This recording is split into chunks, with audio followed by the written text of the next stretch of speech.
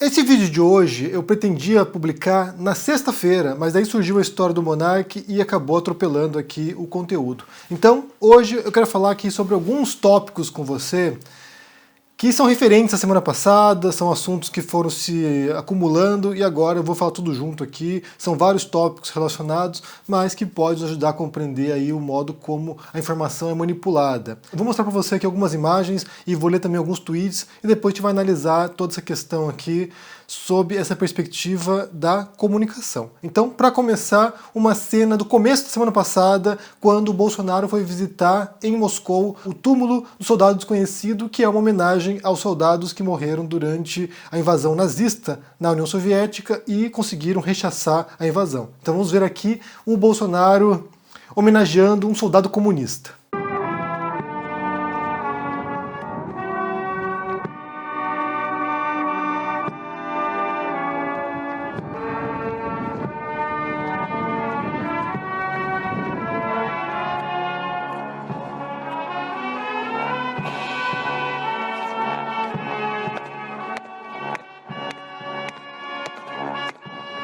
O mais curioso dessa cena é a cara de bunda do Bolsonaro, né? A cara dele tendo que homenagear um soldado soviético, um soldado do Exército Vermelho, do Stalin, que defendeu a União Soviética durante a Segunda Guerra Mundial. Essa é a primeira cena. A segunda cena, essa aqui, referente ainda à viagem do Bolsonaro à Rússia, né, visitando Putin, quando, na Casa Branca, perguntaram sobre essa questão. President Bolsonaro of Brazil met with Putin this week in Moscow. He expressed solidarity with Russia. I know the State Department put something out, but did the president feel betrayed by President Bolsonaro's comments, and does this affect U.S.-Brazilian relations at all? I've not discussed his comments with the president, but what I would say is that the vast majority of the global community is united in their view, shared view, that invading another country, attempting to take some of their land, terrorizing their people, is certainly not aligned with global values. And so I think Brazil may be on the other side of where the majority of the global community stands. Go ahead. E, por fim, eu quero ler dois tweets para vocês entenderem como isso está se desdobrando, né? Então, o primeiro tweet é um tweet do Ítalo Lorenzon, que é um olavista, é um discípulo do Olavo de Carvalho, e que está ali entre os principais herdeiros do olavismo, né? Então, diz o seguinte aqui o Ítalo. Quem chama os soldados russos mortos da Segunda Guerra de soldados comunistas deveria ter a cabeça afundada na privada antes de darem descarga. Tem coisa que só bullying resolve. Já falo sobre isso aqui um pouquinho mais em seguida. E o segundo tweet, que é uma sátira, é uma tiração de sarro, né, que é do Vitor Piacentini, diz o seguinte aqui. Os supostos testes PCR do governo russo, na verdade, são implantes de microchips para reprogramação comunista no presidente Bolsonaro. Por isso foram necessários 5 testes e não apenas um. Bolsonaro e o Brasil estão agora sujeitos à dominação comunista russa. Precisamos tirá-lo do poder. Se você ama o Brasil e é contra o comunismo, nas próximas eleições vote contra Bolsonaro, pelo futuro do Brasil e dos nossos filhos. Eu falei sobre esse tópico a semana passada, né, sobre como estavam circulando memes aí dizendo que o Bolsonaro tinha evitado uma nova guerra, né, entre Rússia e Ucrânia. A gente não sabe ainda o que vai acontecer, pode ser que ocorra guerra ainda, então nada está garantido, mas falei como era um meme que estava sendo propagado como se fosse verdade, e muita gente criticou aqui dizendo, mas é óbvio que é uma mentira, é óbvio que é um meme, mas não é tão óbvio assim, porque de fato você tem figuras do governo Bolsonaro propagando essa mentira, ou esse meme, ou essa, sei lá, brincadeira, como se fosse verdade. E esse é o tópico de hoje, como há uma distorção da informação. Esse é o tópico que a gente vai trabalhar hoje. Mas antes disso, eu preciso dar um recado, porque hoje entrou no ar a nova parte da série Fragmentos Nômades, na qual eu falo sobre quando eu e minha esposa deixamos a Itália, a gente morava na Itália, a gente deixa a Itália, a gente pôs toda essa mudança no carro e fomos cair na estrada na Europa sem saber para onde a gente ia. Então a gente pegou o carro e fomos indo, parando de cidade em cidade, procurando um local para morar.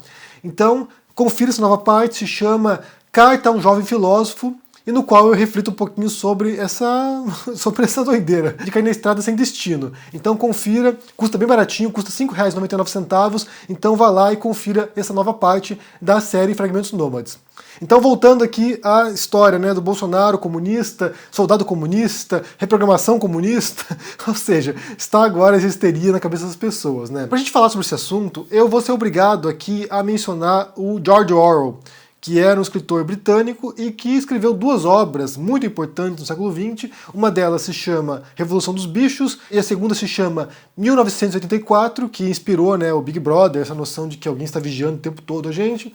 E nessas duas obras, o que o Orwell faz é criticar, ou é questionar, ou é expor os riscos de regimes totalitários que controlam não apenas a informação que a gente recebe, mas controlam os nossos próprios pensamentos. Aqui é importante pensar que George Orwell estava escrevendo o livro dele após a Segunda Guerra Mundial, ou seja, a ameaça nazista havia sido aniquilada, mas já havia preocupação em relação à Guerra Fria. Então, assim, a disputa de potências, de um lado Estados Unidos, do outro lado União Soviética, e como a União Soviética tinha um regime totalitário que controlava a informação. Daí tem várias frases ali no livro do Orwell que são memoráveis, mas uma delas vale mencionar porque é célebre. Isso no livro 1984. Então diz o seguinte: quem controla o passado, controla o futuro. Quem controla o presente, controla o passado. Nesses dois livros do Orwell, ele trabalha de maneira distinta com os temas, né? A Revolução dos Bichos é mais divertida, é um livro mais leve e trabalha um pouco a noção de como aqueles que dizem que vão mudar o sistema acabam se aproveitando da revolução para explorar as pessoas. E no outro livro, 1984, que está aqui atrás, cadê? Está aqui atrás, eu botei aqui em exposição. Nesse outro livro, ele questiona a manipulação da informação e o modo como isso é usado para distorcer a percepção das pessoas sobre o presente, sobre o passado, sobre o futuro. E aí, pouquíssimos autores foram tão proféticos em termos de compreensão de como se dá essa manipulação. Na verdade, o Orwell falava do presente, ele falava da União Soviética, falava daquilo que ele estava vendo naquele momento, anos 40, finalzinho dos anos 40. Mas isso prenunciava já o modo como essa informação seria manipulada no futuro. Aqui é importante abrir um parênteses, porque não dá para dizer que isso é uma invenção dos soviéticos ou uma invenção dos nazistas. Essa manipulação da informação sempre existiu, ela costumava estar nas mãos de uma classe letrada, geralmente sacerdotal, que ia jogando migalhas para a população. A gente tem que pensar que as religiões, por mais espontâneo que possa ter sido o surgimento delas em algum momento, elas são instituições, em grande parte, totalitárias. Basta a gente pensar, por exemplo, no cristianismo, né? O cristianismo é uma religião que, quando se torna uma instituição, como a Igreja Católica, por exemplo, ela visa controlar as pessoas não apenas no culto, na missa, mas também nos seus pensamentos. A noção de pecado, por exemplo, é uma noção que está inculcada no católico, de modo que você está o tempo todo preocupado com seus pensamentos, que podem ser pecados, e Deus observando tudo, e se você pecar, você é obrigado até um padre se confessar. Inclusive tem um autor que me influenciou muito quando eu comecei a escrever, isso por volta dos anos 2000, que é o James Joyce. O James Joyce é um grande autor irlandês, é um grande autor mesmo, um dos mais importantes do século XX, e eu demorei um pouco para sacar por que eu me identificava tanto com a obra de James Joyce. Por que eu li as obras dele, por exemplo, como Ulisses ou como Retrato do Artista quando jovem? Por que eu li aquelas obras e me capturava tanto assim, eu me identificava com aqueles personagens? E depois eu percebi por quê.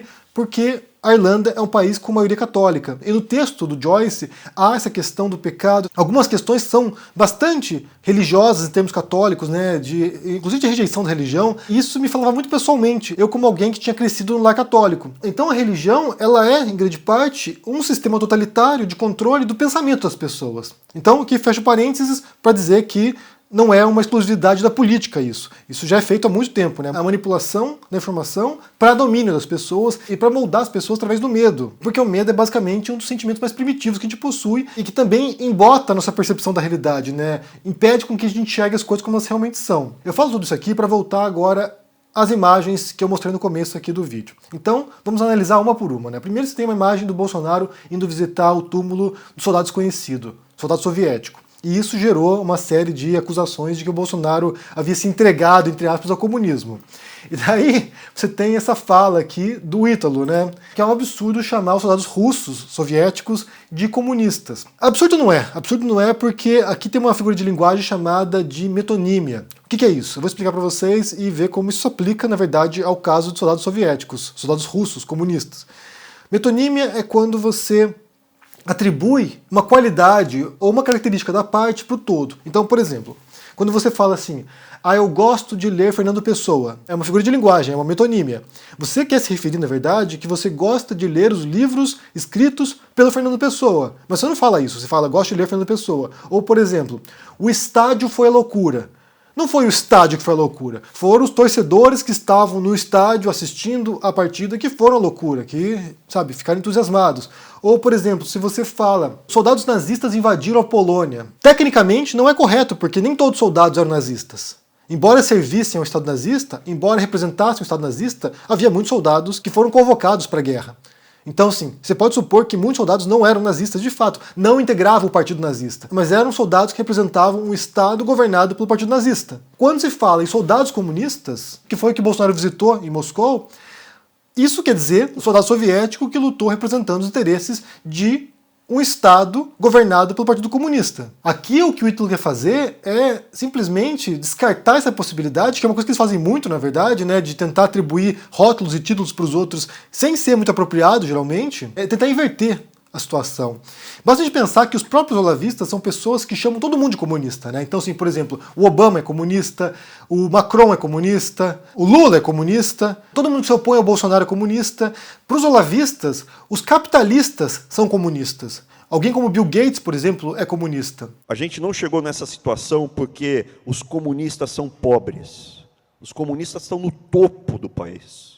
Eles são o topo das organizações financeiras, eles são os donos dos jornais, eles são os donos das grandes empresas, eles são os donos dos monopólios. Eles dizem que os comunistas dominam o capital de modo a destruir o capitalismo. Então, assim, para eles todo mundo é comunista, mas quando de fato você tem alguém que poderia se chamar de comunista, que seriam soldados soviéticos, aí não é comunista, aí não pode ser comunista porque o Bolsonaro está envolvido com isso, está relacionado a isso. Então, assim, para você ver como eles manipulam a informação, como eles estão distorcendo o tempo todo a realidade de modo a prejudicar o debate público, de modo a confundir as pessoas, que cria uma dissonância cognitiva nas pessoas. Então elas passam a confundir a realidade, elas passam a confundir a percepção delas sobre o mundo. Primeira coisa, né? A segunda coisa tem a ver com a tiração de sarro aqui do Vitor Piacentini, né? Que ele escreve um textinho ali para tentar agora confundir também o eleitorado bolsonarista. É claro, é um meme, é uma piada isso aqui. Mas cai na mão de alguém que tem esse repúdio, né, esse ódio aos comunistas, esse espírito anticomunista que é insuflado por olavistas e por bolsonaristas, quem pegar esse texto aqui pode ser que crie essa dissonância cognitiva, pode ser que crie essa, sabe, esse choque. Que troço estranho, o que é isso? Não entendi. E a gente sabe que nesse ano aí a gente vai ter de fato uma guerra de memes, uma guerra de desinformação, uma guerra de confusão mental nas pessoas. É a intenção deles, de confundir as pessoas. E quem souber usar melhor esses recursos vai obter ganhos políticos. E aí entra uma outra questão que essa semana eu mostrei para vocês aqui uma imagem do Carlos Bolsonaro, que foi junto com o pai para a Rússia. E daí a pergunta que se levantou era o que o Carlos Bolsonaro fazia lá. E há uma especulação de que ele esteja indo lá para poder aprender as táticas de desinformação dos russos. Porque os russos têm uma verdadeira máquina de, sabe, manipulação da informação. Então, sabendo-se que o Carlos Bolsonaro, né, sendo acusado de ser o chefe, né, o líder do gabinete do ódio, que é uma máquina institucional bolsonarista para desinformar as pessoas, para atacar opositores, pode ser que tenha a ver com isso também. É o que se especula, pelo menos. E por fim, rapidamente, quero falar aqui sobre a fala da representante da Casa Branca, quando ela vai lá e critica o Bolsonaro dizendo que está se alinhando com o Putin, se alinhando com a Rússia e como isso manda sinais bastante negativos para o mundo. E aí muita gente criticou esse vídeo dizendo que é uma tremenda ironia os americanos criticarem alguém, os russos nesse caso, por quererem invadir um país, sendo que os americanos fizeram isso várias vezes ao longo das últimas décadas. Aqui entra uma questão, de fato a gente sabe, né, não há nem a menor dúvida de que os Estados Unidos têm ambições imperialistas, e de fato, ao longo do século XX e século XXI, participaram de quase todas as guerras do mundo, de maneira direta ou indireta. Então, de fato, é uma ironia, de fato, é uma hipocrisia dos americanos questionarem isso. Por outro lado, isso aqui se chama de falácia de apelo à hipocrisia, porque a pessoa pode ser um hipócrita. Os americanos podem ser hipócritas em criticar a postura russa agora de querer invadir a Ucrânia. Pode ser uma hipocrisia, mas isso não quer dizer que a fala seja falsa. Ela pode ser uma fala verdadeira, pode ser uma fala coerente, pode ser uma fala que faça sentido, embora quem esteja dizendo seja um hipócrita. Porque tudo que a gente não precisa no mundo hoje é de uma guerra, de uma nova guerra, que possa escalar para uma guerra mundial, que possa envolver potências mundiais, então de uma guerra por causa da Ucrânia, e que vai desestabilizar o mundo inteiro. Então a gente não precisa disso. Hipocrisia, na minha opinião também, além da hipocrisia dos americanos, é achar que a Rússia não tenha pretensões imperialistas. A Rússia tem pretensões imperialistas, participou de várias guerras nas últimas décadas também, na Chechênia, por exemplo.